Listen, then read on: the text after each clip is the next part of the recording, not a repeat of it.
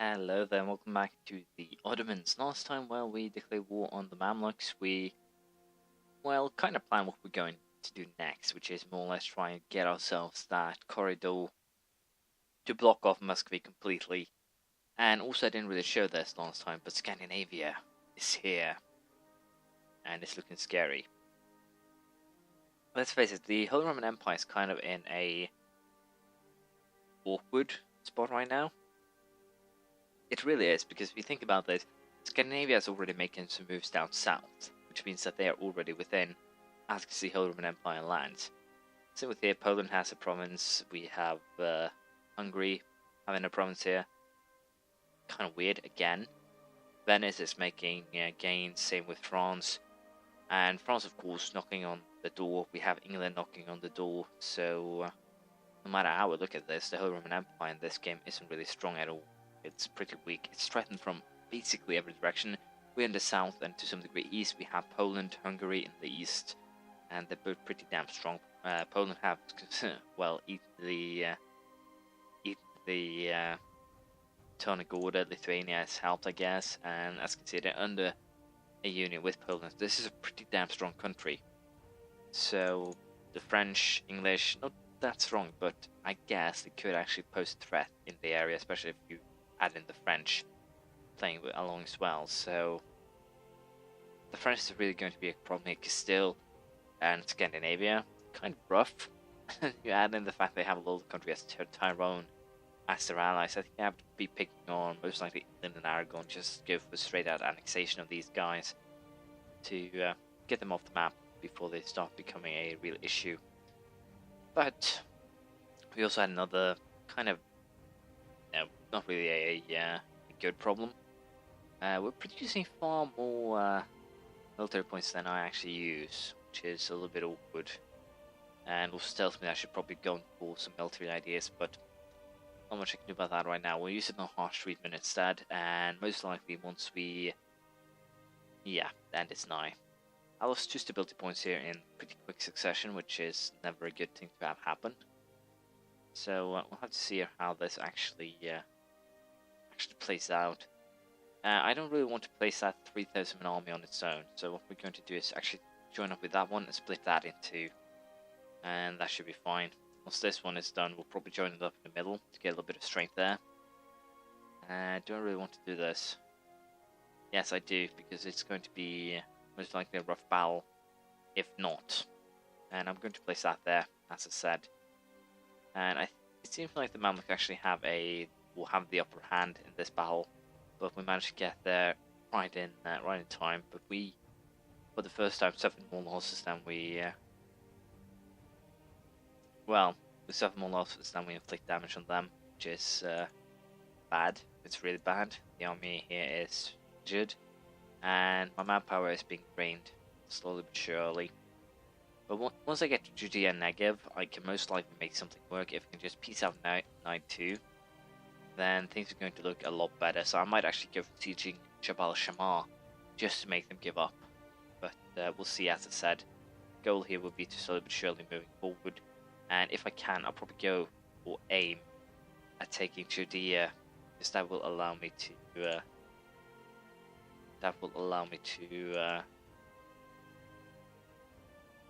get an extra missionary, which will of course be wonderful under these circumstances. Again, there we have a pretty good battle. I think I'm going to take a chance here. We're going to split this one in 2, and the reason for that is speed up sieging, and hopefully here we'll be able to again use this to our advantage. To pull the fact that the Poland left military coalition is really good, because they were really a thorn in my side when the coalition attacked, due to the fact that we have a land border up here. So, and of course Lithuanian border as well. Getting Poland and Lithuania out of the coalition is good. It means that I don't have to focus on this area at all once we get into war. But I have upgraded my military to level 12, the Spanish Square. With that we get military tactics to 0.25 and segment infantry. So I'll probably do an upgrade on those guys as soon as I can. That is probably more or less what I will be doing. Now, the fact that these guys can actually go to Tabuk is kind of an awkward, thing to have happen. But worst case scenario, I'll just join up forces and kick their asses. It's not horrible. I kind of want to destroy that 5,000 army, and let's face it, the siege hadn't really gotten far enough there to be able to not justify an attack. So I'm pretty happy with that. Unfortunately, of course, the manpower is suffering quite a lot now due to my, well, very aggressive fighting here, but I am kind of falling behind schedule. I can attack, well, I should have been able to attack Golden Horde right now, but I'm not at war with them. So that's me again in not the best situation. I kind of want to end the war here with the Mamluks quickly. But for the time being, we'll just siege and see how it plays out. As you can see, I can actually get Tunisia out of this by offering them 39 gold. We're going to do that because, well, I don't care too much about handing over a tiny sum of gold. Unfortunately, United is not on their same level yet, but getting Tunisia out of this is really helpful. And I've also more or less set up the pieces that I want here. Aleppo, Hama, Terbola, Sidon, and Judea, which will give me 100% overextension, which is probably a bad idea, so I think we'll get rid of Hama. And we'll just take this. It will bring me, I think, pretty close to 100%. Yeah, it'll bring me over 100%, so I might have to cut down there, but I really want Judea, so I think we'll go for that even so. And since I'm going to go for that, we might as well just take Hama in the deal as well. So that's the second reason why I want to get that corridor up and running, more or less ASAP. Because that will allow me to, it will just allow me so much more freedom in what I want to, when and where I can attack. Well, not much freedom granted, since it's not that many points, but you get my idea. You get my my reasoning here. It's just so that I can take a little bit more land every time, rather than having to sit on my arse here and, well, watch the grass grow to some degree. So we'll siege the entirety of the Mamluk, well, kingdom or empire if I have to, but we'll see. It depends. Now this is kind of a bad thing for me to have happened. I think we're going to retreat these guys back up, and we're going to split these guys into one army going there, and the other one will take Esfahan. So it's not too bad. It's most likely survivable. I would think, at least. So yeah, plan now is just to siege the, well, it was to siege the Mamluk lands. Depends if I can actually do that now with such an army just, well, getting back home, appearing out of nowhere. I don't know how we want to actually phrase that, but we are going to join up, I think, these armies here, and we're just going to allow things to play out, and hopefully here I can make something work. They're definitely going to Karga. Those two are going to join in, and the army in Fame, well, might as well.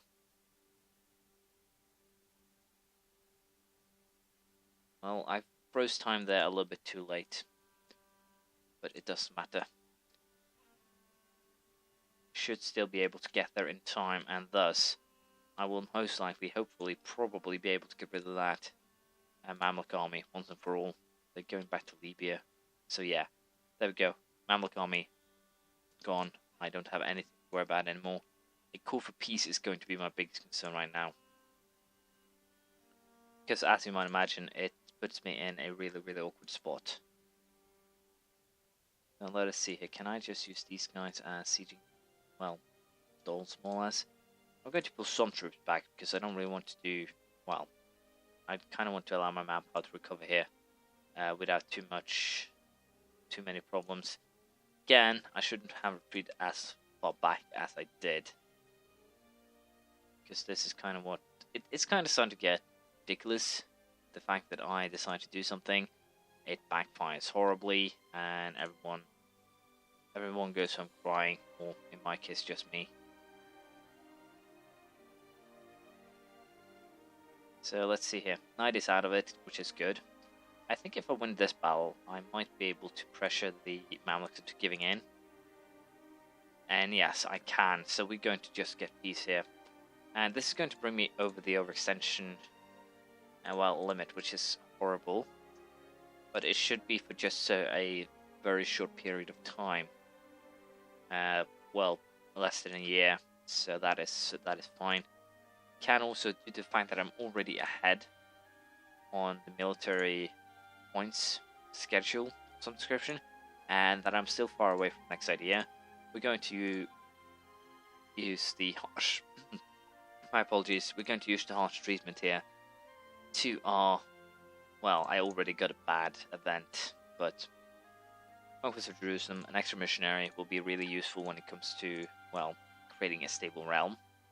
And we might as well also go ahead here and upgrade our units to second infantry now. And as soon as I did that, Orthodox Zealots and I think I actually had to fight these guys, which is the worst part, and they seem to have a pretty decent commander.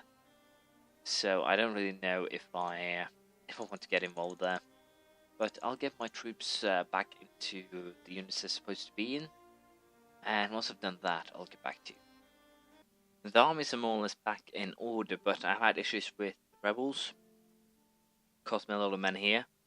And we're currently moving one of the 20k armies over to Hispania to deal with the Catholic Zealots over here. Hopefully we can get there in time, although the missionary effort has just begun. So it's not really a big issue. Otherwise, you can see that the army maintenance is quite high. Pretty sure this is due to the fact that as you can see, I have some mercenaries also reinforcing. These mercenaries are actually quite expensive, so I'm pretty sure that I want to get rid of them. I'm pretty sure Ireland is pretty safe anyways. I haven't actually had any rebels in ages, so I'm pretty sure I can just leave them to their own devices. And thus those 6,000 men that I had stationed there forever will most likely not necessary. Which is a little bit awkward, to be perfectly honest. As I said, next target is Golden Horde. Problem, Timurids, Nide, and Siberia. So I think what we'll actually do here is go ahead to claim Crimea and see if we can actually drag the Timurids into this, but unfortunately, truce and destabilization. So I'm not really sure if I would claim the Golden Horde, if the Timurids will actually join in then on the side of the Horde. If they do, that would be horrible for me. But it could potentially be still useful. I have to just see how I can, well, take advantage of it if such a thing were to happen. And we'll also fabricate a claim on our guy here. Of course, fabricating claims on these two provinces is not probably that useful, but if we use the advantage here and take these, then that would be, well, then it could become useful. Last thing we'll do today is take a look on the coalition map mode. As you can see, it's slowly but surely, well, cooling down here. We have Castille and Aragon, well, hating my guts, but that's not surprising. France on the other side is slowing down. The Muscovites have -23 and they still hate my guts. So I have to wait until that disappears before we can attack them, but I definitely want to get something running up to the area here, so I can get those to chord. Didn't really have any other, or I had that legitimacy thing, but other than that, I haven't really had any issues with the overextension while coring these provinces. And Judea will really serve good as, or Jerusalem will really serve me well as also prestige, and also of course that extra point of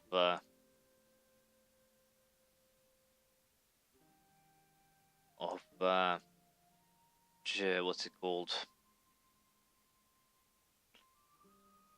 I'm stuck here. That extra point of that extra missionary. My apologies. We're also going to annex Tuscany here for that very same reason. It'll allow me to fabricate a claim on the Popey here, and we're going to most likely warn them. Not really that scary alliance-wise. The Knights have moved to, well, Malta.